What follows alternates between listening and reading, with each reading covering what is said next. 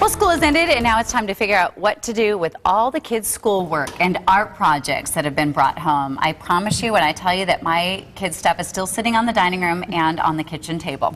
Amanda Thomas with Moxi Girl has some tips to help prevent keepsake chaos. I have no idea what to do with it. And if I do have to throw some of it away, they can't be there when I do it. Yeah, it's a little bit emotional. That would be the worst. So you've got some help for us. We do. Well, the first thing is to plan through the year. So right now I know it's past the time where you can, it's the end of the school year, but be thinking ahead for the next school year. Get some bins like these or some little Rubbermaid drawers and just put each child's name on it. So that way when they bring home stuff through the year, you can put the things in there. You don't even have to think about it. So, you've got your little art projects, your programs from concerts, things like that. Just throw it all in. All right, so Peyton, done. So, I mean, obviously what you know is trash, you throw it away when they're not there. Yep. But then other stuff just go in there. Yep, absolutely. Just keep it going in there. And then Peyton. Just making sure. Yep. So then at the end of the year, what you can do is just go through that box, and you can even go through with your kids and come up with a set number that you want to keep. Or just look for the things that are most important. So if there's a whole lot of pictures that they drew or a whole lot of stories that they've created, pick which ones are their favorites and keep those. And keep them in here? You can actually, if you want to, you can. And if you have time to start scrapbooking, we've got some examples of cute little scrapbooks. You can do pictures of them when they did it, and then little pictures of the craft themselves. If you have time for it, great, but otherwise just keep them in there. The great thing is after they graduate, they get married, you can give them that box. Yes. And just let it get out of your house, and it's all together, and they have their memories all together. Right. My parents did the exact thing. They're like, okay, it's time for you to store this now. I'm like, what do I do with it?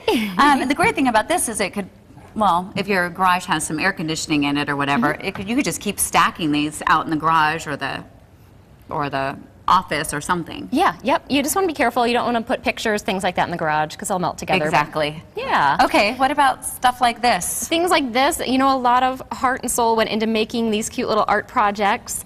So you don't want to toss them right away. Again, you can put them in the box, but what we recommend doing is taking a picture of them. Especially things like this. This little dragon is so cute, but he's kind of delicate. Yeah, he's not going to stay looking like this for very long. No, he's going to get smushed. So take a picture of it, or take a picture of your child with it, and then you have the memory of it and how cute it was. Yeah, and someone actually told me to take pictures, and then, you can go online and you can make those photo books, and then you could do that. Yeah, it makes scrapbooking a lot easier if you just have the pictures of it. Right. Let me just ask you this. Could, Moxi Girl, you guys sort of do everything and you help people. If I had a bunch of pictures online, can I just tell you to go make a photo book? Yeah. You guys do that kind of stuff too? Absolutely. Okay. I'm being serious. Whatever makes your life easier. Right. Yep. I wish I had time to do all these things, but okay. Yeah, another cute idea is if you have things that are flat, you have like the little art pieces from preschool, things like that, just frame them. Hang them up in the house. They can make really great artwork if you just put them in a frame and really display them. They're great on top of on the fridge, but how cute are they if they're actually a piece of artwork that you can show some pride in around the house? And you could put it in your kids' room too. You could. There's a whole wall there that you could start hanging all of their artwork. Yep, absolutely. Okay. Then yes, please tell me what to do when my kids come home with all of the crayons that are like half used. You have a solution? Yeah, well, first of all, you want to condense it. So if there's anything that you can condense, if you have glue, if you have 3 kids, they probably all have a half-used glue bottle. Condense it into one, keep it. If you do crafts at your own house, great, put it in your craft room. If you don't, donate it. There are lots of shelters and after-school programs that are more than happy to use half-used glue bottles. They'll go through it. It's just the same as new glue. Okay. Crayons, things like that. My favorite thing with crayons is if you put them into, take the papers off, put them into a glass bowl, stick them in the microwave and on low, and melt them down. Then you can use little cookie cutters and pour it in on some wax paper. You make your own little rainbow crayons. That is a great idea. Isn't that fun? Yes. It's a good little craft project to keep the kids busy on a summer afternoon. So if I wanted to come over and do crafts with my kids, you could do that too? Sure. I know Stephanie's just dying right now. She's like, oh my goodness, you're not saying that out loud.